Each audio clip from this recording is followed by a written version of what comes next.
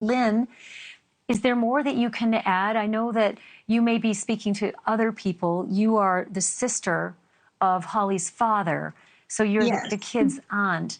Tell Yes, me ma'am. what you've been able to glean from any of the people who have at least informed you of this tragedy. Well, the lady he paid to pretend to be the victim contacted me and was telling me that she was sorry, that she was paid to do so, and she contacted me. So that's how we learned that Holly never spoke to the real victim. When did that happen? Today, it was yesterday. I got contacted yesterday. So the impersonator has now reached out to you, realizing just how dangerous her actions now have turned out to be. Absolutely, yes. Absolutely. Have you informed the police about this person? No, I haven't spoke to the police. I actually contacted the police because I didn't understand why the Amber Alert didn't have my niece and my great nieces and nephew. And I also contacted them in Henrietta to ask if, when we learned of Jesse being on a registered list, if the girls could be there. Were they aware that children were living in that home? So I personally called the sheriff's department. And I was told by the sheriff's department they were not aware of the situation, and at that time did not know that there was a registered sex offender at that address and would contact me again. And I never got contacted back. Never. It's such a remarkable sequence of events. And if I'm not mistaken, I think we saw a marriage license for just last year. Is that right, Lynn? That Holly just married Jesse last year. And in fact, we thought they got married on Christmas Eve. There was actually a wedding cake at the Christmas party. We didn't know the marriage took place in May until last night. And how long had they known each other before they got married? Jan, I'm not sure about that. Do you know? Everyone keeps asking, and I'm not sure. Not sure when she met him. I just know that they moved in together in, I think it was just after Christmas in 2021. So he was released from prison in 2020, and within a year he was moving in with your daughter. Yeah.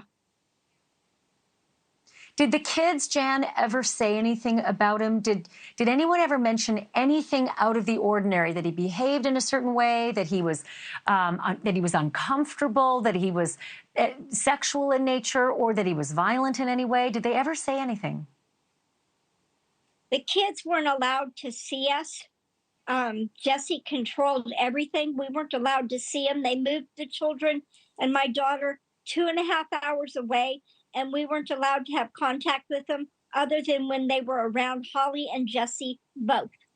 So we didn't understand what was going on, why we weren't allowed to see the kids. My husband and I raised those children. They lived with us more than they did Holly. So the only contact you had with these kids was just on the telephone? Not even that. On the telephone occasionally, and at events at the school. We were allowed to go to track meets. We just weren't, the kids weren't allowed to come stay the night with us. And if they did, Jesse would track their every movement. He would use their cell phones to track them. And Lynn, what were you just about to add? Holly was extremely close to my brother. I don't know that I've ever seen a father-daughter bond. And anytime, like, I was probably the most outspoken family member about Jesse being a registered sex offender. And I would say, do this, Jan, say this. And anytime we tried to approach the situation, she was punished. She was shut down. She was constantly on eggshells. She wouldn't be able to talk to her children. So she had to keep a balance. She had to accept things if she wanted to keep an eye on the grandkids and talk to her daughter. It was just an everyday call from Jan, just so stressed. My brother actually relocated to Henrietta to be close when Holly moved. He got an apartment and moved to Henrietta so that he could attend the school events and be there for his grandkids. And he was living in that town and still was not allowed to see the kids.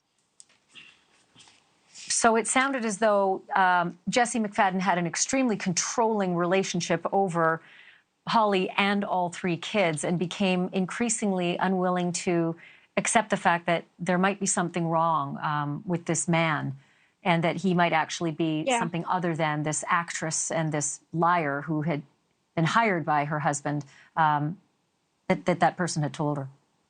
And absolutely. And anytime we questioned anything or asked anything, Jan and Michael were punished. That meant they didn't get to talk to the children or see the children. They were cut out. So we just had to be quiet. Thank you for watching. Go to newsnationnow.com to find NewsNation on your television provider. And don't forget to click the red subscribe button below to get more of NewsNation's fact-driven, unbiased coverage.